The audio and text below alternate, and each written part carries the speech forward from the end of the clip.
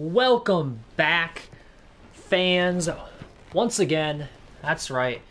We are live here in the Toronto Huskies franchise. It has been a little bit of time, but we had to take a hiatus. It was holidays, it was a busy time. I'm sure you all can understand. But more than that, it was also getting to the end of our Toronto Huskies franchise. Not the end of the franchise, excuse me, the end of the season of the franchise. So we had to figure out what we were going to be doing moving forward and how we wanted to progress. So let me double check to make sure my audio sounds good, and then we will do a little bit of a recap before we get into our final game against the Tennessee Titans, division rival Tennessee Titans, which, let me check the audio one sec. Alright, so sounds good. Hopefully I'm not too loud or too quiet. If I am, well, there's nothing I can do about it. But more than that, let's push forward here, and we have a couple of things we have to do before we get into the game. Thing number one we have to do is we have to look at the injury decision here. Obviously we have Floyd Ellis, our star rookie, who got hurt a few weeks ago. Now, he's been out for a little bit of time, and he appears to be healthy, or possibly healthy enough to come back. We'll have to make a decision there. But before we do that, I'll give you guys a little bit of a rundown on what the team looks like, in case you guys are new here. So, what is the Toronto Huskies franchise? How does this work, and who's on the team? These are all important questions for new people. The Toronto Huskies franchise is an expansion franchise where essentially the Jacksonville Jaguars owner, Shad Khan, no longer wanted to be a part of the NFL, so he decided to sell his rights to the team and essentially disband the entire Jacksonville Jaguars team. So that team was essentially all cut and put into free agency, and everyone went crazy over the couple of players that were on the roster, and then up came the Toronto Huskies. Now, the owner of the Toronto Huskies, as you will see here in the top right-hand corner, is Ryan Fitzmagic, a.k.a. Ryan Fitzpatrick. And yes, right now he is commentating in, as a, I guess, not exactly commentating per se, but he is a personality, TV personality for Amazon right now in real life. However, in this world, he is the owner of the Toronto Huskies. He decided he would take over.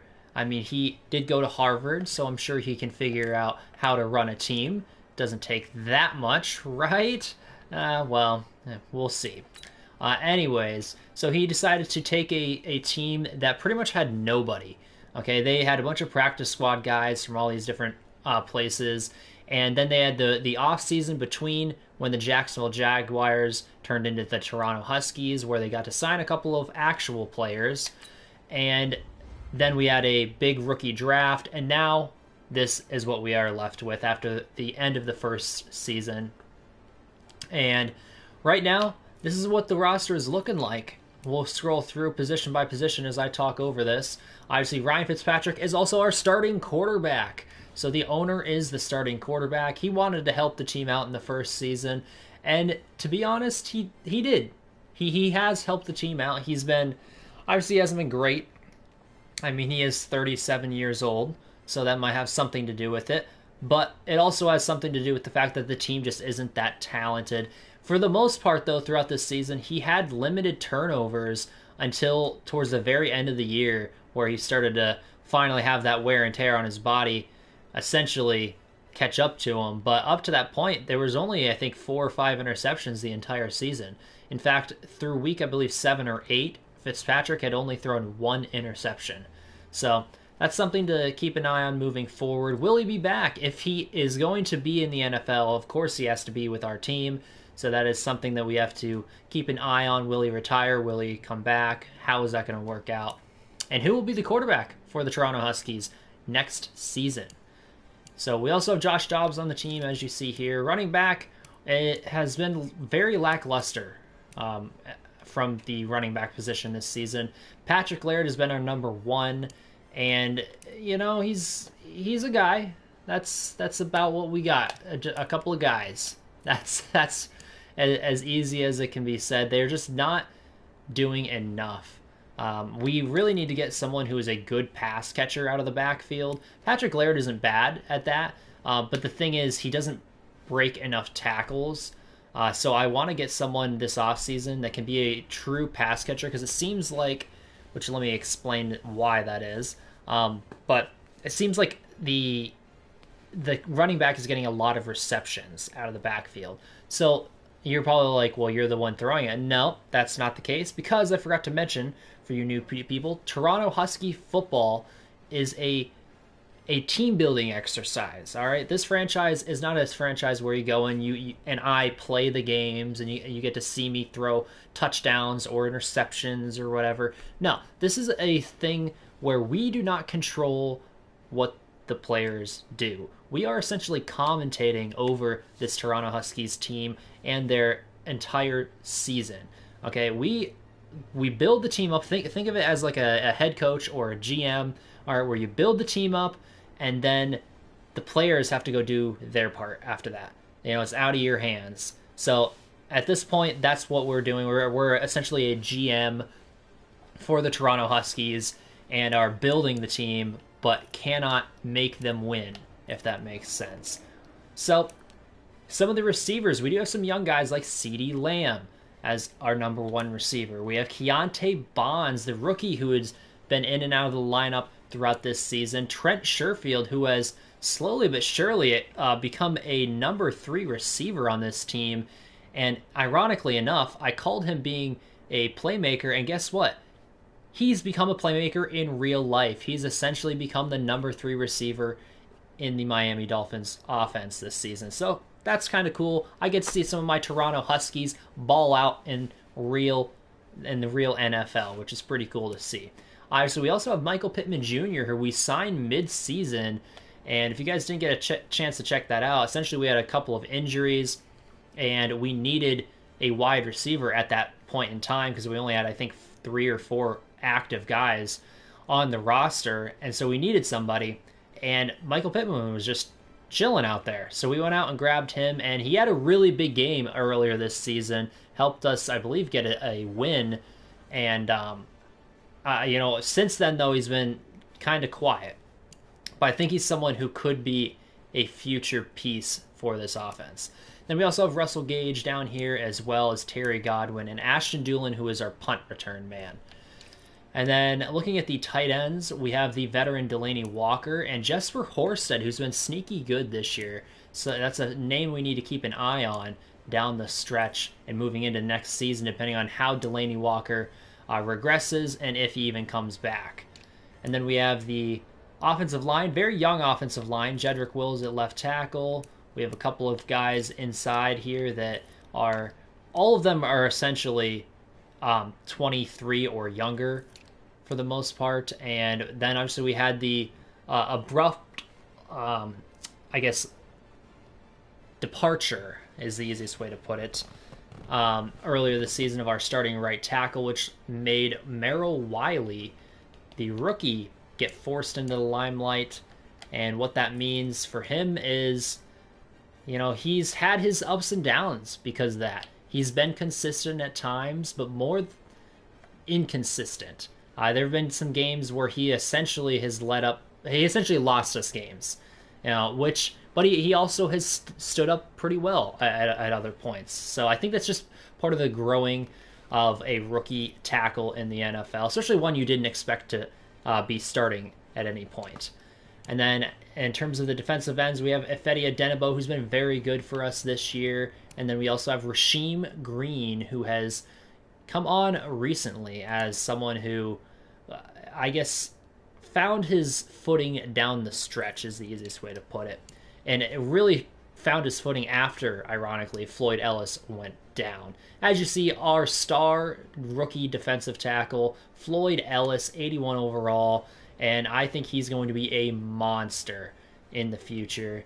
And he did get hurt a few weeks ago, and that's something that kind of hurt the Huskies because they were rolling, and I think if he would have been in some of these games, because we've had a lot of close games down the stretch, I think he could have been the deciding factor. But instead, we had Terrell Beckwith, who's been good. He's a good number 2 guy to go along with Floyd Ellis, but I don't know if he's that number 1 type. And then Tim Settle and Jalen Holmes down this at the bottom there. And then at the linebacking position, we have Joe Giles Harris, who's been in the lineup for most of the season. Josh Bynes, the veteran presence in the middle. And then we also have Quincy Williams and Zaire Franklin, who's been on the field. And by the way, Zaire Franklin, shout out to him, because he also has found himself being a star in the real NFL this season. Another Toronto Husky balling out this season in the NFL. And he is playing really well for the Colts this year. But back to what we were saying. Quincy Williams, our first ever superstar dev player on the Toronto Huskies. He broke out he broke out last season in that transitional period and ended up breaking out again this year as a superstar, which is really nice to see. He's been one of the most consistent pass rushers that we have. And then at the cornerback position, we have a number 1 corner here in Logan Ryan, highest overall player on the team as well, but he is a veteran, so he's probably not going to be getting any better from this point on. He'll just be going downwards. And the rookie Richie Branch has been our number 2, and Nick Needham, who's struggled a little bit this year. He hasn't been as good as I expected, I guess. And then Nick Nelson and a few others down the stretch here. And then, the free safety position, we made a trade at the trade deadline, essentially, for Jalen Thompson. Lano Hill, I was not impressed with what he was doing in the back end. And Jalen Thompson, even though it's not a huge upgrade, I think it was an upgrade that we needed. All right, and he's been playing really well, especially in rush defense this season. So Jalen Thompson, I like the trade to get him, and that's a piece that we can build around in the secondary moving forward. And then on the other side, we paired him up with obviously Rashad Jones, the veteran, who's been an absolute beast for us. I just wish he wasn't 32 years old because he's playing like he's 24. And then in terms of the special teamers, we still have Josh Lambo, and we got Matt Hack as our punter. So, few things we do get to look forward to. We have a slew of picks here in this upcoming year. Quite a handful of them, in fact. And that's due to the, essentially, us being the expansion team. That's why we ended up with a bunch of extra picks. Gave us an opportunity to build the depth up. That was kind of what I was going for. That's why most of these picks are the late round picks. Fifths, fourths, mid to late round picks, sevenths. Just because that's why I didn't give us a ton of extra early picks. I gave us 1 extra first round pick, and that's pretty much it. A couple of third, fourth, and fifth rounders, but nothing too crazy there. So that is the way things are looking for the Toronto Huskies right now. That's a breakdown of the team. I told you we don't play the games here. We commentate over them and let the roster do its job, essentially, or hopefully do their job. And before we get into this, one last thing. Let's take a look at the NFL. The Giants at the top. Crazy to think about there. But this is essentially an opportunity for us to play spoiler for the Tennessee Titans. They have somewhere between like a 1 and 5% chance of making the playoffs right now because of how crazy that the AFC is. It's just a ton of teams either at 8-7 or 7-8. So what that means is right now they are actually, as you see, right in the hunt along with literally every other team in the AFC, with the exception of the Chargers, who probably will get a playoff spot locked in, but that other wild card spot is still up for grabs. So technically, the Titans are still have hope, but at the same time, they really most likely will not get in the playoffs, even if they beat us this week. But we still have a chance to officially say that we ended the Titans' playoff hopes. And we did beat them earlier this season. It was our first ever win in the Toronto Huskies franchise, way back in week number 2 or 3, if I'm not mistaken. And I'm excited to see if we can repeat that success. But first things first, let's look at the big injury decision here for Floyd Ellis. Now, as you can see, it was a shoulder tear and there's a high chance of re-injury here. And as you see, his injury rating will drop significantly. And his strength is just one of his big attributes that help him do what he does best, is actually going to have a huge decrease as well. So I think I'm just going to go ahead and allow Floyd Ellis to sit this week. We don't necessarily need to be playing him.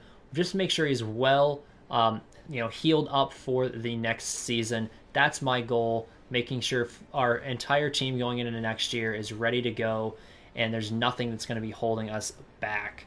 Instead, we're going to go ahead and start Terrell Beckwith, who will also, I believe, actually get him double XP. So let's go ahead and do that.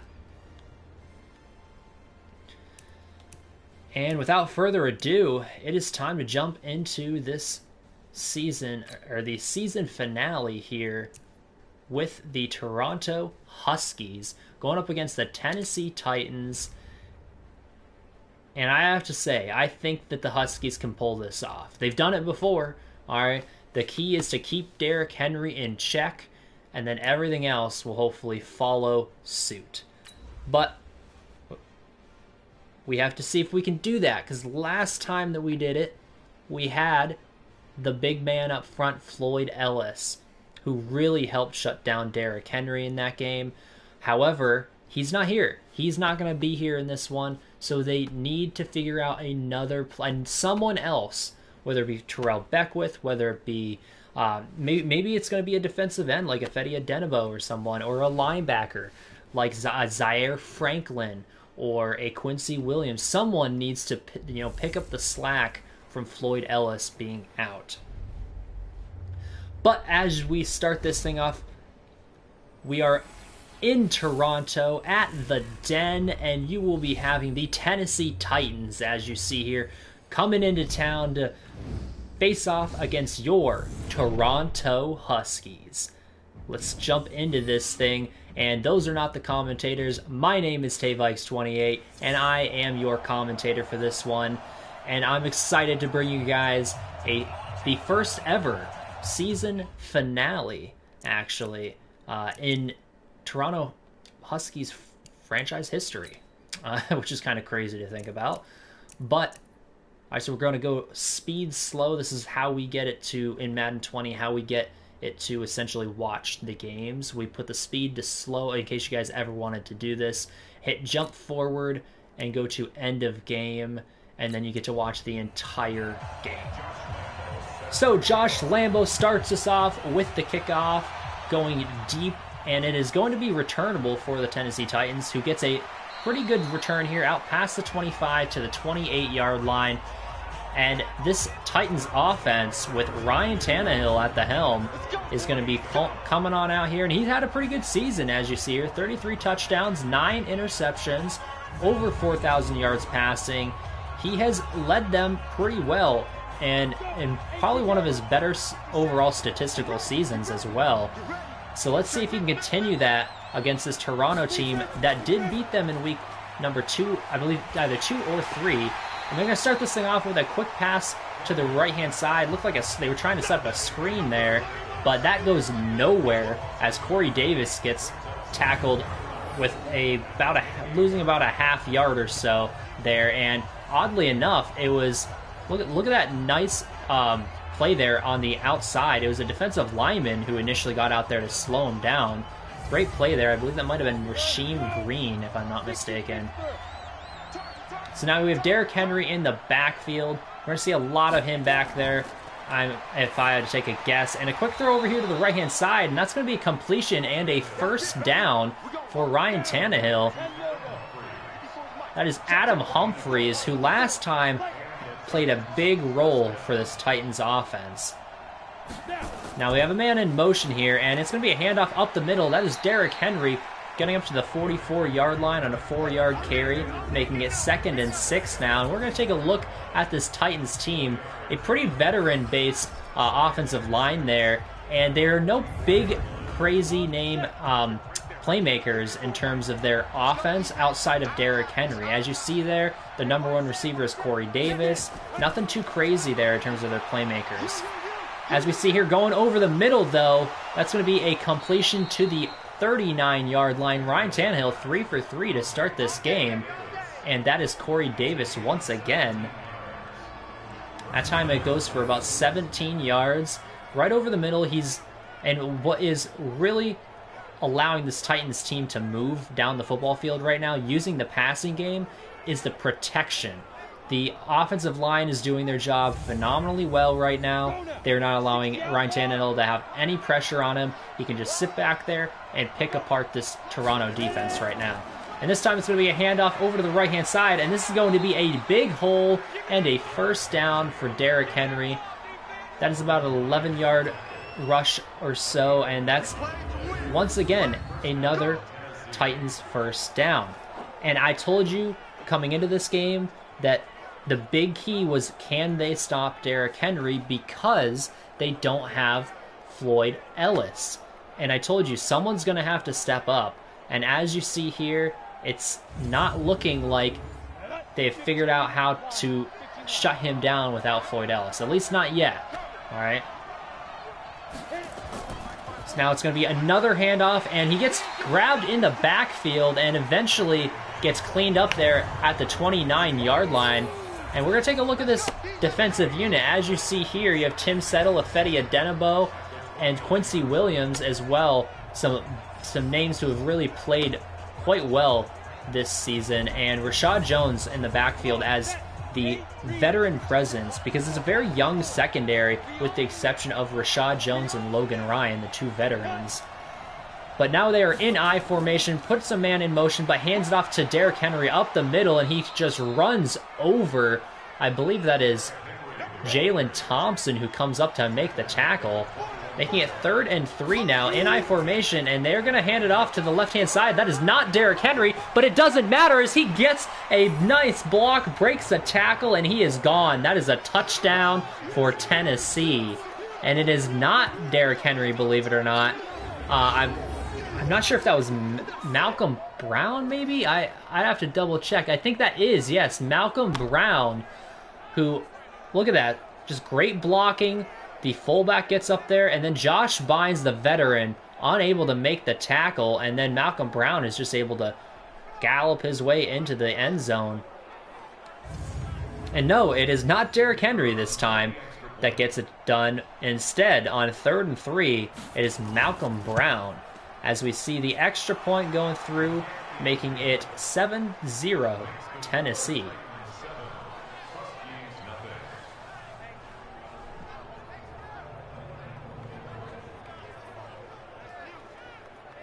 As you see here, we are having, once again, Josh Bynes there, number 54, getting spoken to by the coach. And to be 100% honest, Josh Bynes is not one to miss those types of tackles. So it's very uncharacteristic of him.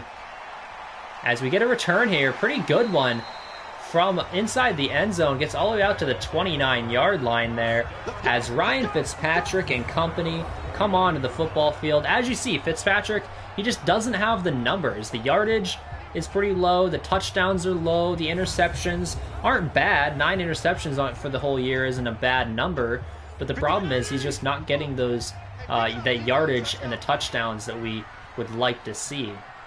And in the gun here, Ryan Fitzpatrick steps back, quick throw over to the right-hand side, and that's going to be a completion for about 5 yards to the 34, 35-yard line, give or take. And we're going to take a look at this offense. As we already talked about, very young offensive line there. And one veteran, a skilled position player, that is Delaney Walker, and everyone else is once again very young. All right, and then the veteran at the helm when Ryan Fitzpatrick. As this time it's going to be a handoff up the middle, and that gets maybe a half yard to a yard. That is Patrick Laird on the carry. And Jeffrey Simmons and Everson Griffin make a really nice duo on the ends for this defense. They also have Vic Beasley and Harold Landry, who can be pass rushers as well. So pretty deadly pass rush that they have on this Tennessee defense, as well as Adoree Jackson as one of the better corners in the NFL right now. And Toronto this is going to be complete down the sideline. What a nice throw and catch there. Ryan Fitzpatrick starts this off 2 for 2. That is Keontae Bonds, the rookie, on the right-hand side for about 16 yards. And nice little floater out there to Bonds, who goes up, makes the catch, comes down with it, and gets some extra yardage afterwards. That is a nice play there from this Toronto Huskies offense, and we need more of that. You know, they haven't had a lot of passing, you know, downfield passing. It's been a lot of short stuff where you let the receiver or running back make some moves, and it's going to be a fake here, and just an inaccurate throw there by Ryan Fitzpatrick. On the left-hand side, that was intended for Keontae Bonds again. So in the gun, empty backfield, and this one's going downfield, and that is, I thought that was going to be caught for a second. Oh my gosh, I believe that was CeeDee Lamb, the intended receiver, who had it in his hands, but good play by the defense there. And now, 3rd and 10, they're going to set up a screen pass here, and they're unable to get the blocks, but they do get 7 yards on it. That is John Kelly coming out of the backfield.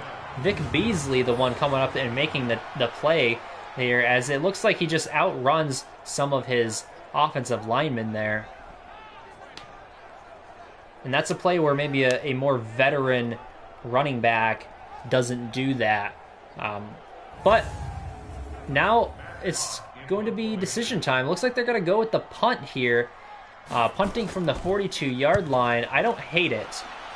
And mainly because, as we see here, we pin them inside the 20 because of that right there.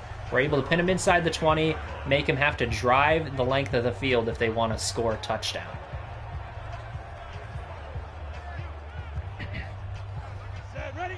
And Ryan Tannehill is in the gun to start this thing off with a 3-receiver set to the right-hand side. And it's going to be a fake to Derrick Henry and going downfield, and that is going to be dropped.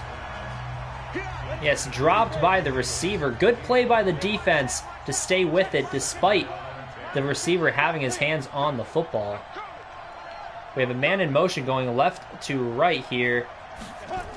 And it's going to be a handoff up the middle. Big hole for Derrick Henry, but eventually gets grabbed at the 22-yard line. And that's going to be a 7-yard pickup for Henry, making a very manageable 3rd and 3 now. And it's going to be a fake, or not a fake, a pump there. And it almost had me even going. I thought he was going to throw a really quick pass, but instead it was a pump, and then goes ahead and throws it a second or two later to Adam Humphries for the first down. And that was a pretty nice play. It even had me second guessing there by Ryan Tannehill.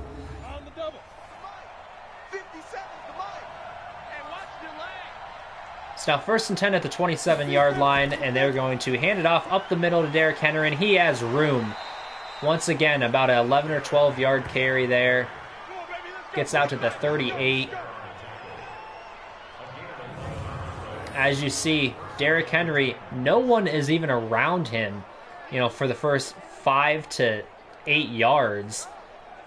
And then finally people get in there and get to him. And that's an issue. If he's getting, you know, 8 yards downfield before anyone even comes close to touching him, well, how do you defend that? As this is going to be a pass to Derrick Henry, who actually jukes backwards, losing a yard or two, but still gets 6 yards out of it.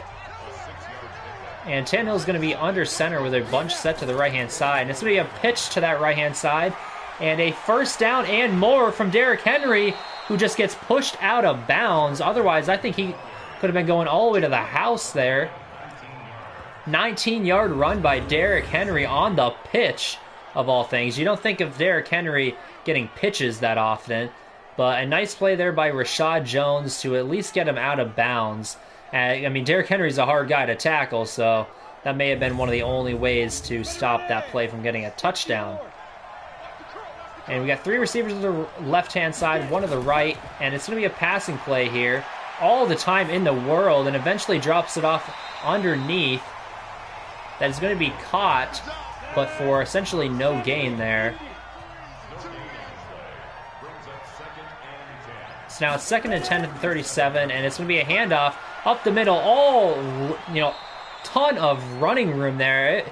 It just looked like a freight train could have run there. I believe that is actually the fullback.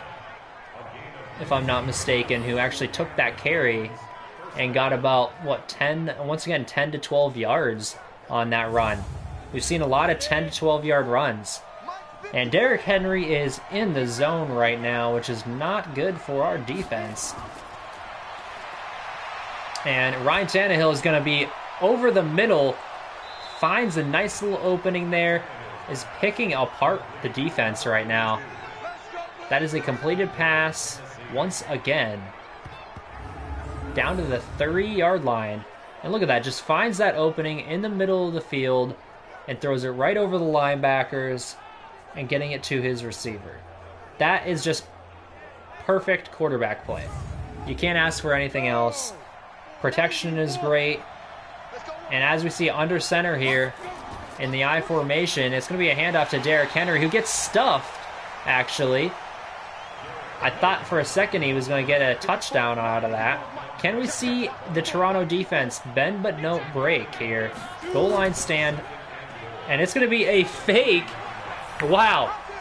A fake to Derrick Henry. And instead, Ryan Tannehill on the quarterback keeper gets a touchdown. That is something I didn't see coming, I have to say. Pretty impressive stuff there. Great play call. Everyone just in the entire building assumed it was going to be Derrick Henry. I assumed it was going to be Derrick Henry. And it looked like it was going to be Derrick Henry until it was, in fact, Ryan Tannehill, who just slipped out of there with nobody anywhere on that left-hand side to get in the way between him and the end zone. So now that is a Tennessee 14-point lead over the Toronto Huskies, and it is not even out of the first quarter yet.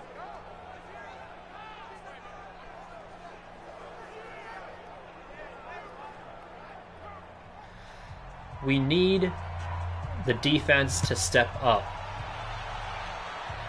Now, obviously, we need the offense to score some points as well, but specifically, the defense needs to find a way to slow down this Tennessee offense. They just drove from inside their own 20 all the way to the end zone. That's a problem. So now under center, it's going to be a handoff over to the right-hand side. What a nice move there, breaking tackles. That is Patrick Laird. And last week, as you see there, Patrick Laird had over 100 yards, one of the rare 100-yard performances from him this season. And that, I believe, is going to end the first quarter with a score 14-0. Tennessee over Toronto right now. And it just looks like Toronto is overmatched right now. As we see, empty backfield here to start off the second quarter. And it's going to be a quick pass over the middle with room to run there. And a nice play from Ryan Fitzpatrick to find his open receiver over the middle. Just get the ball out of his hands quick. That is Keontae Bonds, the rookie, once again. And this time it's going to be a handoff up the middle with some room. That is Patrick Laird getting all the way up to the 47 in plus territory now. It is 2nd and 1. In the gun, Ryan Fitzpatrick. And it's going to be another handoff up the middle, and this time it gets stuffed, though. Patrick Laird has nowhere to go. This is going to be 3rd and inches now with a bunch set to the left-hand side. But under center is Ryan Fitzpatrick. He's going to drop back, find a man over the middle just for the first down, a little bit more as well. And he's not going to try and push the ball downfield there. That's CeeDee Lamb with his first catch of the day.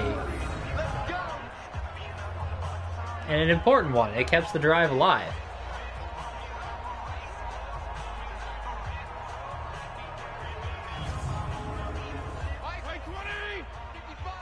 So now you have Ryan Fitzpatrick with one receiver to the left-hand side. A lot of big bodies out there. It looks like it's going to be a run to that left-hand side. And it is going to be Patrick Laird getting up to about the 33-yard line in field goal range now at this point. And it's going to be 2nd and 4. And it's going to be a short drop here for Fitzpatrick. Finds a man over to the right-hand side. And once again, that is a first down for Toronto. That is Delaney Walker as we have a drop here. And wow, What a big hit. Ryan Fitzpatrick on a big drop, finds a man underneath, but absolutely gets destroyed, does the receiver. And this is going to be a handoff outside there. What an interesting play. That is going to be Jesper Horsted, the number 2 tight end, who just ran the ball for only 1 yard, but that is a play that could have something in the future. And Jeffrey Simmons just destroyed Jedrick Wills there on the left side of the offensive line. Look at this. He actually gets through a double team there and gets to Ryan Fitzpatrick on 3rd down. It was 3rd and 8, and Fitzpatrick was looking downfield trying to make a play, and he just gets demolished by Jeffrey Simmons. So that means it's going to be a Josh Lambo kick here with about 6.5 to go in the second. Plenty of leg here from Lambo, and it is once again a good kick from Josh Lambo. We've seen a lot of that this year. Lambo's been one of the top, probably the top scorer for this entire team.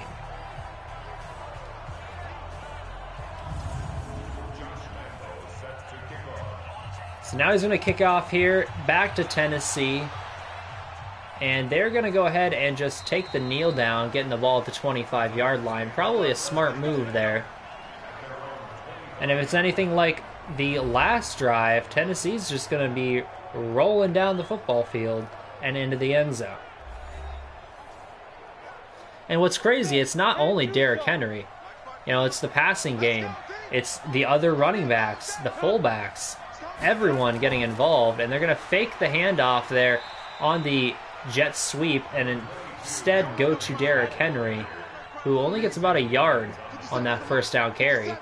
Now under center, it's going to be a quick pass over to the right-hand side, and that is going to be caught, but has nowhere to go after the catch. That is, I believe, Jonnu Smith with a 5-yard reception there, getting out to the 31, making it 3rd and 4, and Fitzpatrick is going to be looking over the middle. What a play there.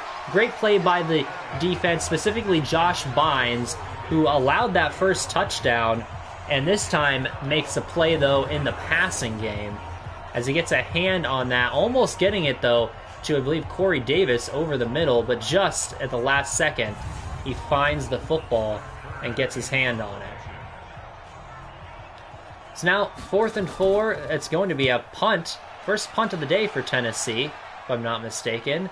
And this is going to be a return here, but not much of one. Getting only out to the 18-yard line is CeeDee Lamb. So now Toronto's defense, they stepped up. They did their job. Now it's up to the offense to repay that favor. We're going to start off with a bunch set to the left-hand side. Under center is Ryan Fitzpatrick. Patrick Laird in the backfield. And it's going to be a pitch to the left-hand side. And that is Patrick Laird with all sorts of room, making people... Well, it doesn't even make people miss because he doesn't have to. What great blocking on the left-hand side. The offensive linemen that were pulling on the pitch, they got all those blocks. We saw some pancakes. And all of a sudden, he had all the room in the world, Patrick Laird did. And he got, I believe, 20 or 30 yards on that carry. What a play there. What great blocking, though, up front by the tight ends and offensive linemen. And now under center, they're going to just hand this one right up the gut. That's going to be John Kelly for about 3 yards. So now it's 2nd and 7. Bunch set once again to the left-hand side. Under center, Fitzpatrick, literally the same exact play, and it works again. Not quite as well, but it gets them the first down at midfield. And all of a sudden, this Toronto team is rolling. And they're going to fake the quick throw and instead go with the handoff, getting about 2 or 3 yards up the middle. That is Patrick Laird once again, making it 2nd and 8 now with about 3 minutes to go in the second quarter. And it's going to be a counter here. That is John Kelly, squeezing and maneuvering his way forward to the 42-yard line, getting actually about 6 yards on that carry. Nice run there by John Kelly. It's 3rd and 2 now. And they're going to throw a quick pass over the middle, and nice catch despite getting absolutely blasted. That is Keontae Bonds with his 3rd reception on the day. He's been very involved throughout this first half, and I like it. Keontae Bonds is a good receiver. He's a big guy as well, so he can kind of go out there and make some of these contested throws, or catches, excuse me, like that. As Rashad Evans, I believe, was the one who laid the wood on Keontae Bonds. And another run up the middle, this time getting about 5 or 6 once again. This leads into the 2-minute warning, setting up a 2nd and 5 coming out of the 2-minute warning. And Toronto in field goal range once again as well. And Fitzpatrick is going to be in the gun. Patrick Laird coming out, and it's going to be a quick throw to the right-hand side, but overthrows his receiver there. He had a guy who could have at least caught the football and maybe even gotten a first down. Instead, it's going to be 3rd and 5, empty backfield, and it's going to be a quick throw over the middle. And once again, inaccurate pass here from Ryan Fitzpatrick. You know, that one almost felt a little hurried from Fitzpatrick. I understand it's 3rd down. You're trying to just get the ball out of your hands, especially knowing that there was no help in terms of the blocking up front, except they didn't need it, because if you look at it, no one was even, getting through and getting to Fitzpatrick. But instead, it's going to be once again another Josh Lambo field goal. It is now 14-6. Toronto closing the gap a little bit, and they ended up with 3 points off of that punt that the defense forced. So I'd say that's a success.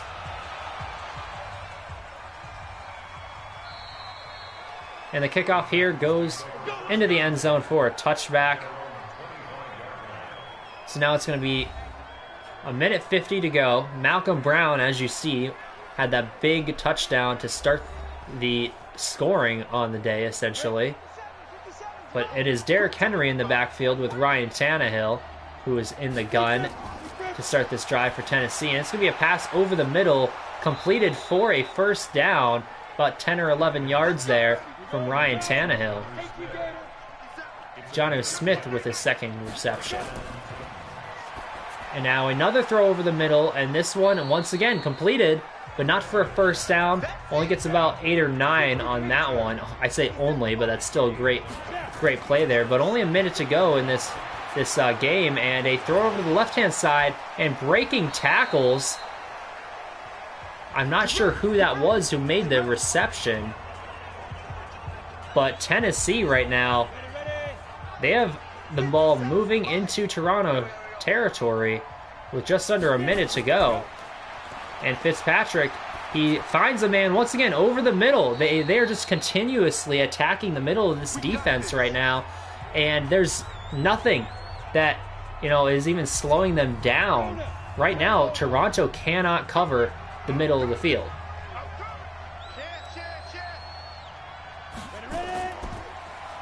As you see a Derrick Henry play here, and what a nice one. He is just powering his way up to the 21-yard line. 9-yard carry there with only about 25 seconds to go and counting. And a quick pass over the middle, making a man miss and getting outside. What a block from Derrick Henry. What a play there. Speedy receiver there. I didn't get to see who that was, but what a play there. It looked like it was only going to be about a 4 or 5 yard reception. Gets all the way down to the 5-yard line after getting outside, making a man miss, and Derrick Henry picking up a block there. So now 14 seconds, and under pressure, that is Ryan Tannehill going down. Logan Ryan on the sack, and they just let the time expire. That is mismanagement of the clock there from Tennessee. They could have at least gotten 3 points out of that drive, but instead, it looks like they just forgot, where they were on the field and how much time was left. That's a situation where Ryan Tannehill has to come up and, take control of that moment. But I don't know if it was because he just got sacked or what, but he was out of it. So let's start this halftime checking in on Mitch Trubisky and the Chicago Bears, who are beating up on the Deshaun Watson-led Texans right now. And Chicago vying for a possible playoff spot in the NFC. And the Tampa Bay Buccaneers also vying for a playoff spot, as Tom Brady is outdueling Aaron Rodgers right now, and they have them up 10-0 over Green Bay. And now checking in with New England in a divisional matchup against the Jets, and this is a close one, but Sam Darnold has his Jets beating the Cam Newton-led Patriots, and I have to say, Sam Darnold and the New York Jets may very well find themselves in the playoffs. It's crazy to think about the Jets in the playoffs. That's something we haven't seen in a decade or more. So that's pretty good stuff there from Sam Darnold. Let's have to see if that score holds up. Coming back to our game, though, Toronto coming out of halftime is going to receive the kickoff. They are down right now, 14-6, but still only a one-possession game. And Ryan Fitzpatrick, they're coming out. We'll have to see if there were any adjustments made from that first half, especially defensively. Offensively, I thought they were doing all right. Not great, but all right. And it's going to be a fake to the running back, and under pressure and goes down. That is Everson Griffin with the sack. Ex-Minnesota Viking getting in there. And I have to say, he was there very, very quickly.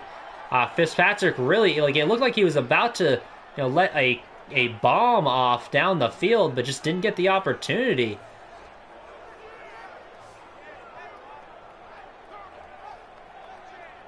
Nice play there by Everson Griffin, just bursting through that offensive line. So now it's 2nd and 19 with about 10.5 to go in the third here. And it's going to be a fake to the jet sweep, and instead up the middle goes, well, actually there's a flag, so it's going to be coming back. That is Lorenzo Betts, the rookie. So now it's 2nd and 27 at the 8-yard line for Toronto, and they're just going to go ahead and do a delayed draw, and that goes nowhere. In fact, it goes backwards, making it 3rd and 29 from the 6-yard line for Toronto. This is going swimmingly. I'd say if anyone made adjustments right now, it is the Tennessee Titans.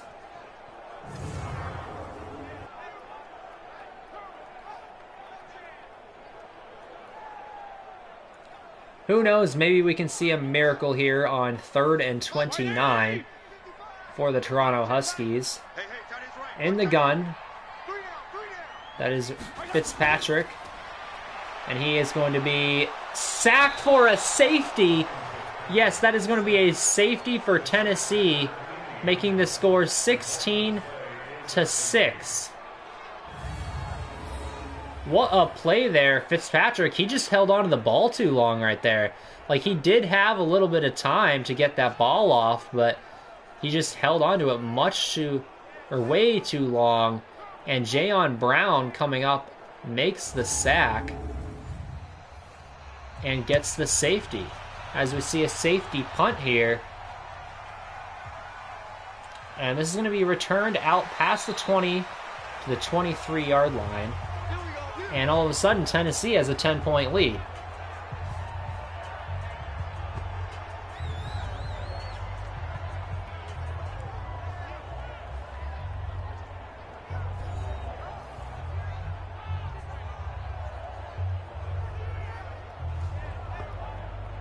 Come on, set. 15 line. 15 line. All right, Ryan Tannehill starts this drive at the 23-yard line, 1st and 10. And it's going to be a pass once again, attacking the middle of the field. This time it is Adam Humphries with the catch, getting out to the 31. That's an 8-yard reception on 1st down, making it 2nd and 2. And once again, they're just like, why change anything? It's been working so far. Let's just continue to throw to the middle of the field. And the Huskies continue to struggle with that.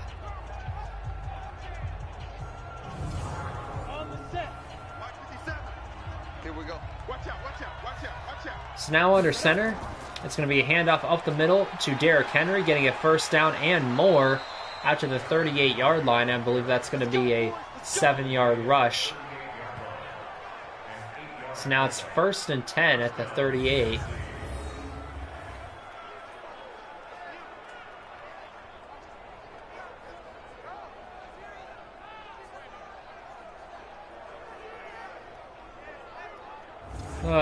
to say this Toronto defense not looking too hot in this one. They played a lot better last time against Tennessee.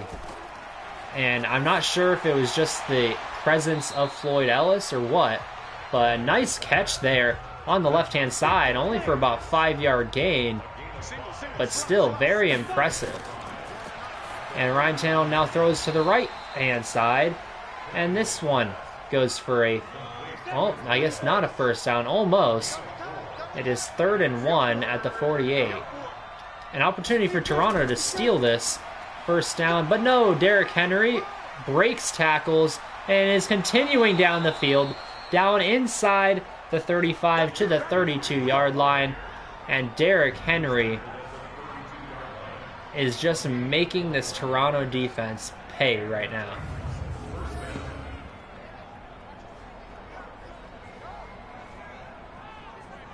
As you see there, he broke a couple of tackles on that run, showed off some of the wheels to get outside. I have to say, I am pretty impressed with what Derrick Henry's been able to do in this one. I shouldn't be impressed because he's Derrick Henry, but, here we are. Ready. 18 Gator. So now it is 1st and 10 from the 32-yard line in the I formation, putting a man in motion back into the backfield, and that is Derrick Henry once again, getting up to the 27-yard line. That should be a 4 or 5 yard carry there. So now it's 2nd and 6 at the 27. And it's going to be a throw over the middle once again, incomplete once again. Ryan Tannehill is 17 for 19 to start this game. And I believe that is Jonnu Smith with the catch there. And just finding those openings over the middle all game long. They're continuing to just pepper the middle of the field with receptions. And right now, Toronto's defense is like they've never seen such a thing in their entire life. So now at the 8-yard line, 1st and goal, and this will be a handoff up the middle. Derrick Henry, as he does get tackled at about the 4-yard line, and Ryan Tannehill is down, clutching at his ankle or knee, somewhere on his leg there, if I'm not mistaken.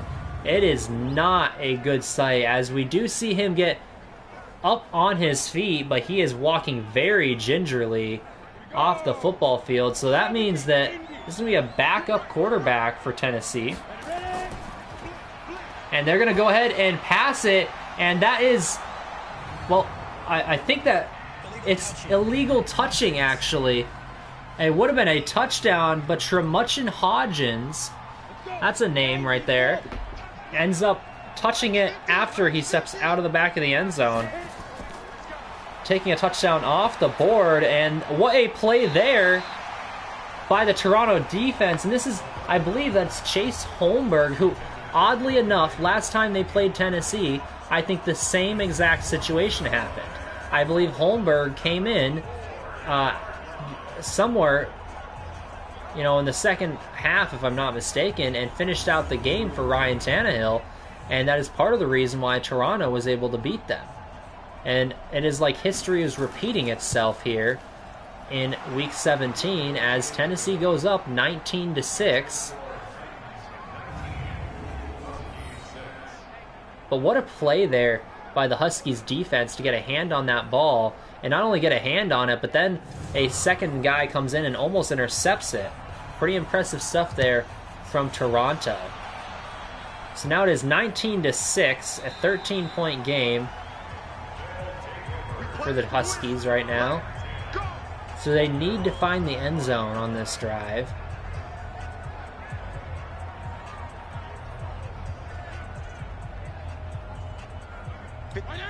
And Ryan Fitzpatrick is under center with a slew of extra big men on the right-hand side, and that is the direction in which they run it. Patrick Laird gets back to the line of scrimmage and not much else. So that's going to be 2nd and 10 now from the 25-yard line. And they're going to fake it to Patrick Laird, instead throwing over the middle and making people miss. What a play there. And that is, I believe, CeeDee Lamb with a catch and makes a man miss actually makes him just look silly. As we see a replay here, he breaks one tackle, breaks that man's ankles, and unfortunately jukes into another tackler. What a nice play by CeeDee Lamb, though. Right there. And that gets us in plus territory at the 48-yard line of Tennessee. And they're going to elect for an outside handoff this time. Getting about 4 or 5 yards is Patrick Laird. That is Darquez Denard on the tackle, former Bengal.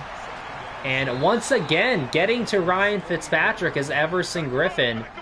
And it almost looked like he was untouched, or at least that's the way it probably felt for Ryan Fitzpatrick, as he had no time in the pocket at all.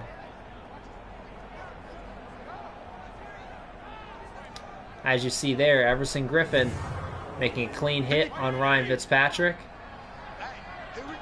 and just laying him out, making it 3rd and 16. And they're going to elect for a handoff here, actually getting some good yardage, almost gets the first down on the delayed handoff. That is 4th and 4 now from the 42-yard line. I'll be curious to see, do they elect to go for it?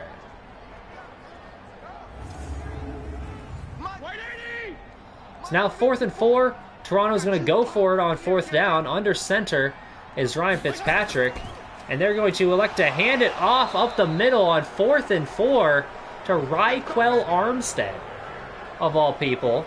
And he goes nowhere, actually losing a yard. And I do not like that play call. I don't like it at all.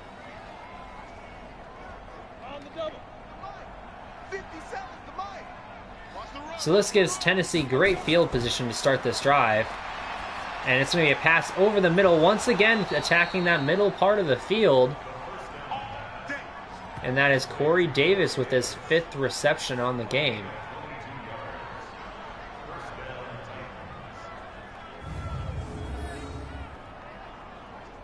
As you see there, there's just no one even close to the pass catcher on that one. Everyone is at least 5 yards off in every other direction.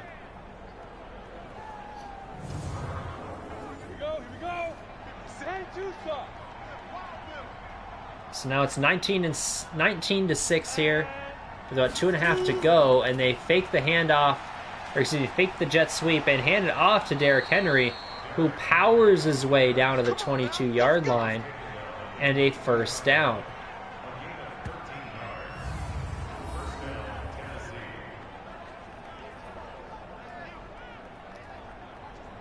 And as you see there, Derrick Henry just showing off what makes him such a special player.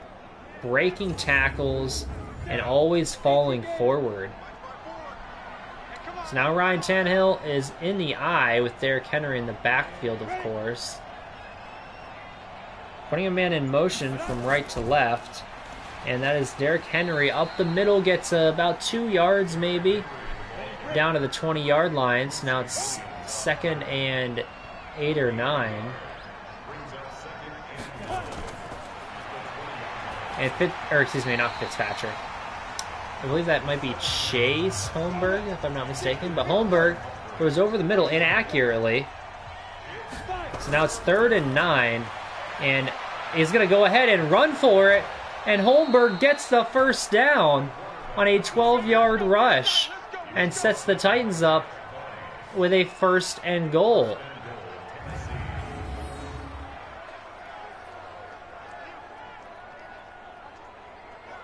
Huh. What an interesting decision there by Chase Holmberg. Sorry, I was just staring in disbelief right now at the fact that he just took off and was able to get the first down. So now it's 1st and goal at the 8-yard line in the I formation. Putting a man in motion and handing it off, but he cuts it back to the right-hand side. Initially it was headed to the left and ends up getting a couple of yards out of it.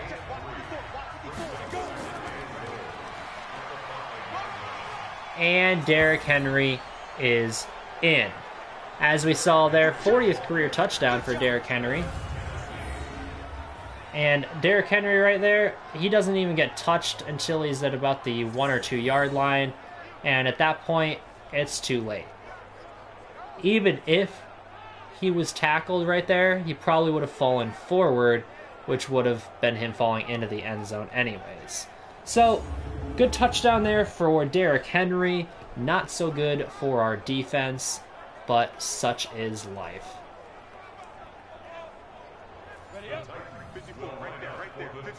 So now they're going for 2 here, with a bunch set to the right-hand side. And that's the direction they look. They are unable to complete it. Great coverage there by the Toronto defense. So now it is 25-6.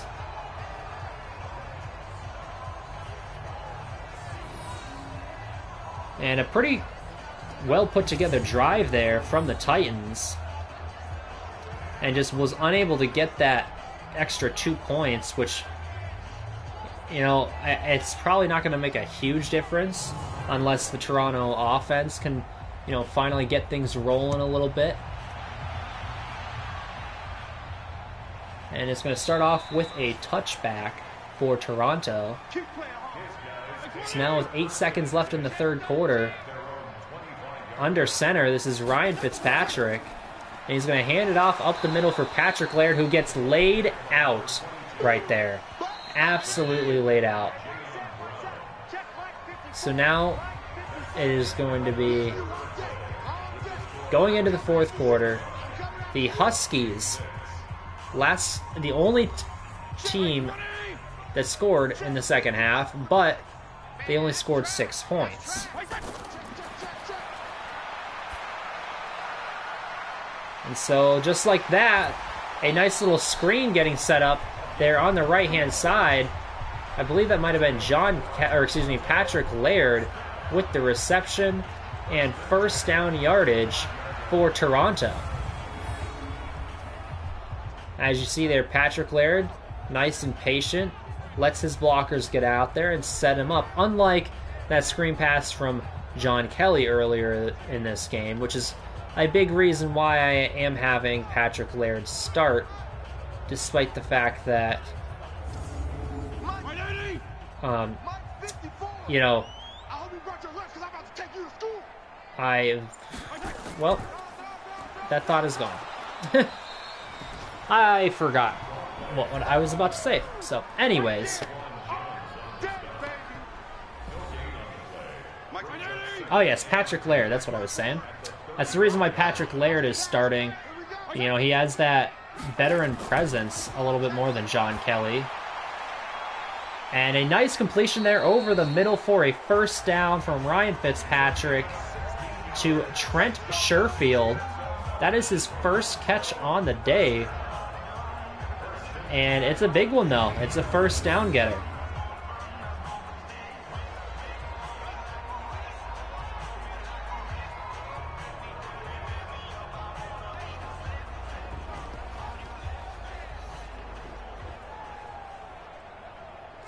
All right.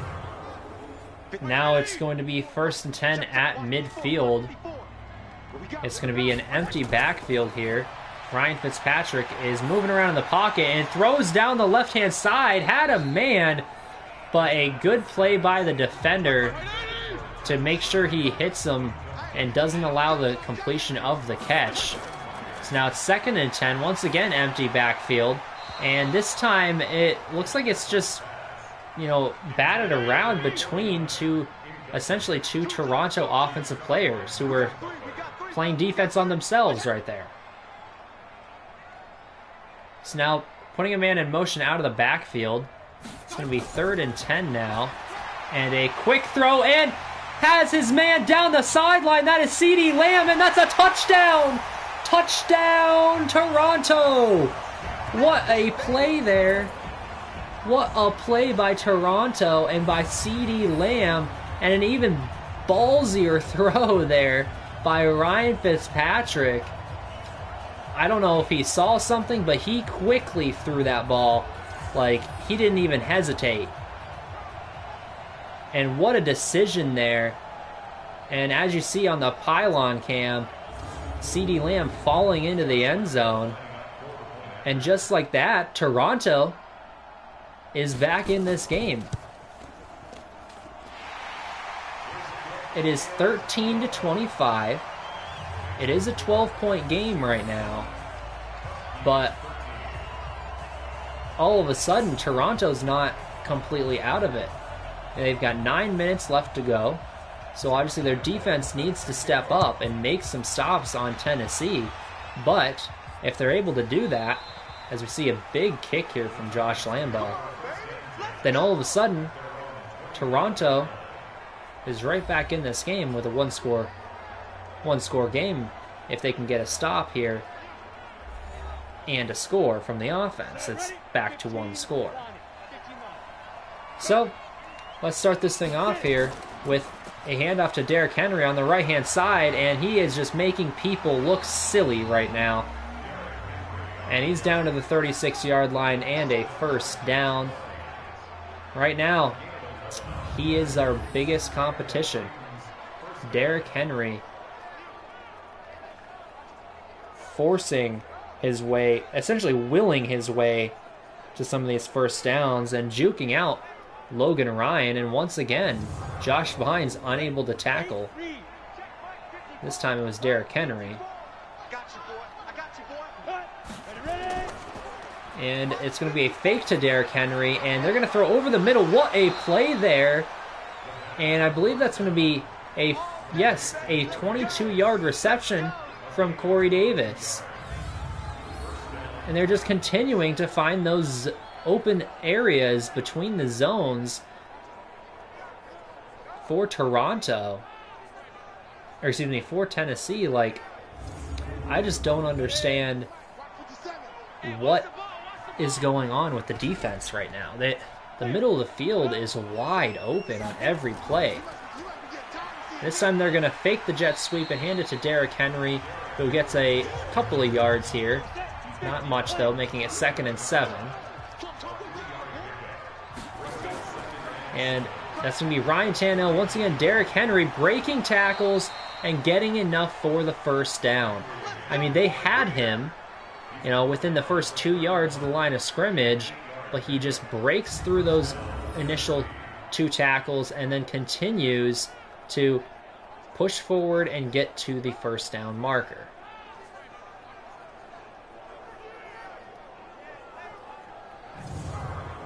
And I believe that was Quincy Williams who eventually made the tackle there. So now dropping back and moving into a sack, actually. That is Fedi Adenabo, who may have sacked Tennessee right out of field goal range. So it's 2nd and 15. It looked like Holmberg wanted to run as he was coming around, just as Fedi Adenabo was also coming around the tackle there.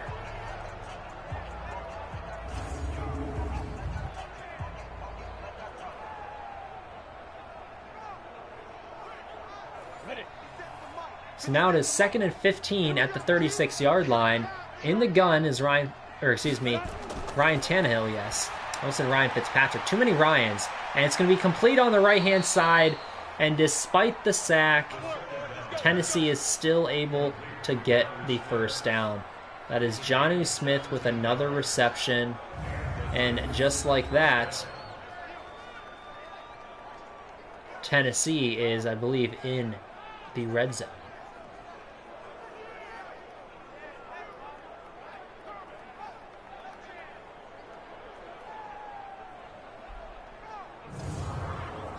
Set 18 Gator. 6 minutes or so, just over 6 minutes to go here in the fourth. And Holmberg is under pressure and just gets, throws the ball, but gets it batted at the line of scrimmage there. And nice play by the Toronto defense, setting up 2nd and 10 now. And a quick throw over the middle. I know, shocker, over the middle every single time, it seems like. And this time it is going to be completed to Charles Clay, making it 3rd and 3. And another completion here over to the left-hand side, though. And this one is going to the fullback and actually ends up getting about a handful of yards and the first down. making it 1st and goal from the 4.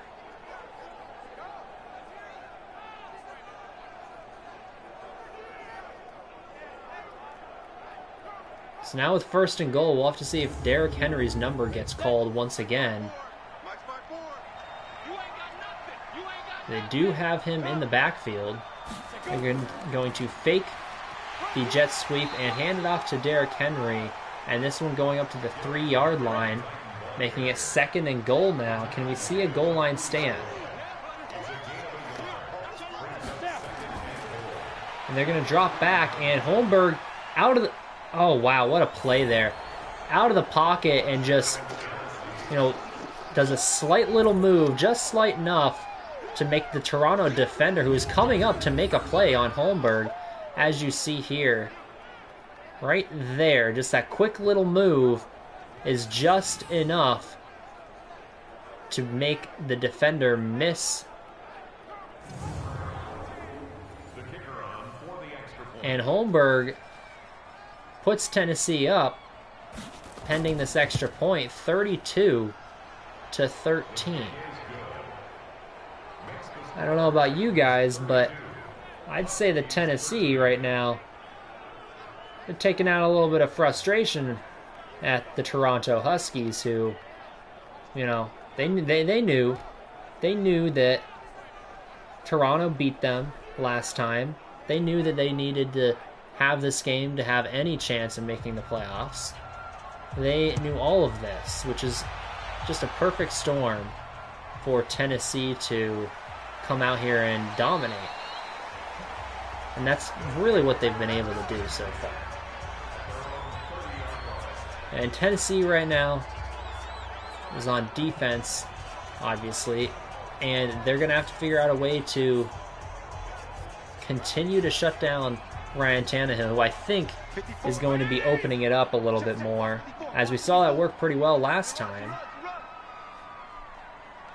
So Fitzpatrick drops back, throws it underneath. This to Patrick Laird, getting up to about the 34-yard line.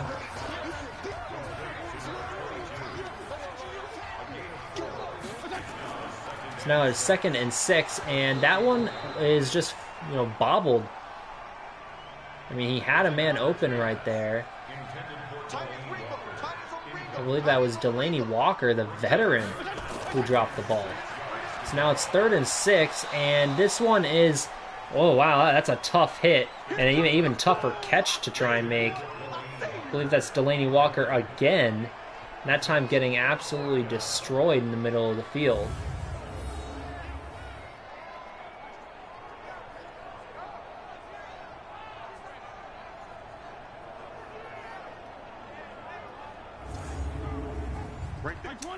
Alright, so this is going to be a 4th and 6 now. The game on the line for Toronto, or any slim hope. And they're going to be throwing it over to the left-hand side. That is complete! What a throw and what a catch. CeeDee Lamb again, having over 100 yards now, does CeeDee Lamb with his 4th catch of the day. And what a beautiful pass there by Ryan Fitzpatrick. He just dots that one down the sideline, and you couldn't have placed that ball any better.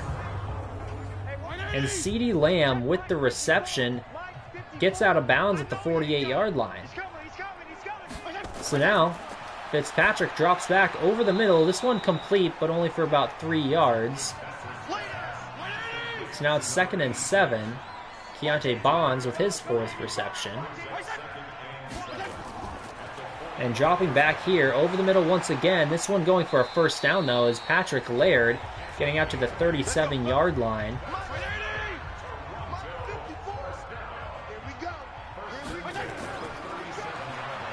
So now it's going to be a screen pass, and this one has nowhere to go. Looks like the Tennessee defense, specifically Jayon Brown, read that quite well, getting in there, making the tackle for a loss.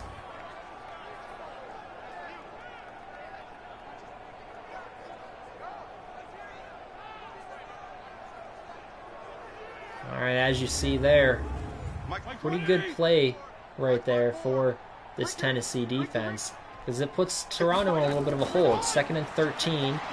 And moving around in the pocket, and oh wow, that was almost intercepted. Ryan Fitzpatrick has to be a little bit more careful with the football.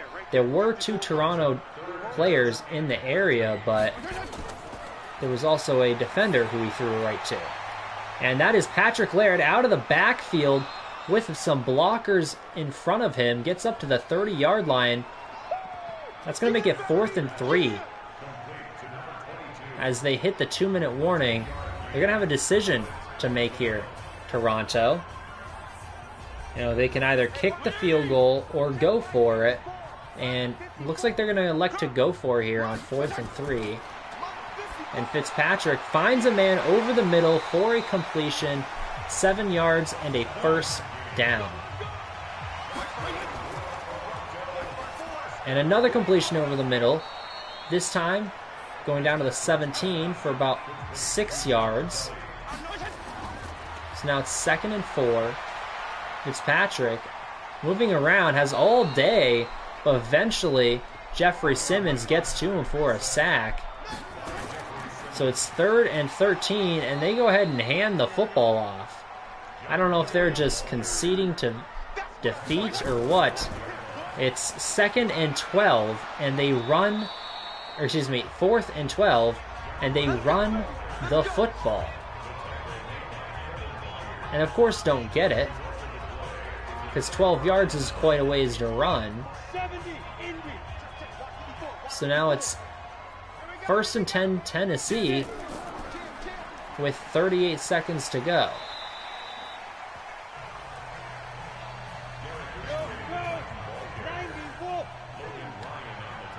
And I believe that's essentially going to end this game with a final of 32-13. And Toronto right now, you know, there just wasn't a ton of huge plays in this game. Toronto had that one big catch by CeeDee Lamb that went for a touchdown, and then that other nice catch by CeeDee Lamb on the sideline there, and then like one pretty nice catch at the beginning of the game from Keontae Bonds, and that's about it. You know, they didn't have those big plays that they really needed in this one. And the big issue, though, more than the offense, was actually the defense. You know, the defense came out and they could not stop anything. It didn't matter if it was a pass. It didn't matter if it was a run. It didn't matter if it was Ryan Tannehill or it was Chandler Holmberg. I keep calling him Chris. It is Chandler Holmberg. It didn't matter. It did not matter who it was. We could not stop them. They kept attacking the middle of the field in the terms of their passing. And I'm assuming that the middle of the field was so open in this one because they were trying to, account for Derrick Henry. And so they were, up a little bit further than they usually would be. But still, it's no excuse to allow such an abysmal performance. You know, I understand that the Huskies were down a couple of players, but it's just not the way that I wanted the Huskies to finish out the season. Even if we weren't going to win that game, at least keep it close. Because, we beat Tennessee earlier this season, so we know we have the ability to do that. I just think that we were a little overmatched with the injuries that we have, and mainly that Floyd Ellis one. You know, he came up so big in the first game against Derrick Henry, and this one, not so much. Obviously, with him not on the field, no one really stepped up. We said someone needed to step up, and no one did.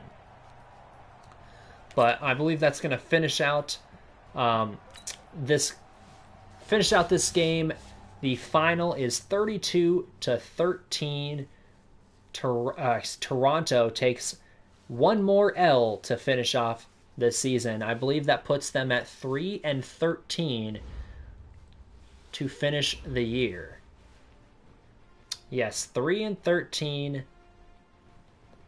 Not a great year by any means from Toronto. But hey, it could have been a lot worse. They did get 3 victories this year.